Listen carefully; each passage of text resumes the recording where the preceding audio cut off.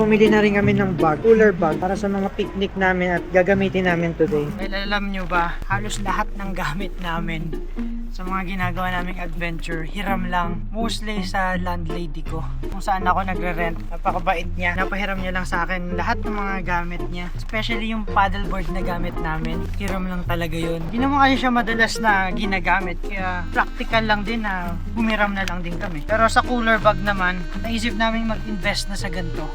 Like we're slowly investing na ngayon. Parang mas practical din kasi sa atin na maghiram lang kasi yung mga gamit na hinihiram natin seasonal use lang naman. Ginagamit lang naman namin siya every once in a while. Kung hindi naman namin araw-araw ginagamit, essential use. Tapos parang may mahihiraman naman na available lang din.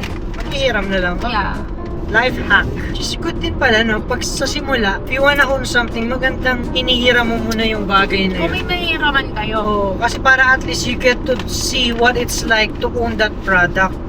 Or else, Tsaka kung nagandahan ka na din sa product, kumpara sa iyo ba talaga or ano. Kasi yan yung one reason bakit natatambakan tayo ng mga gamit. Yung pag may gusto tayo, binibili natin agad.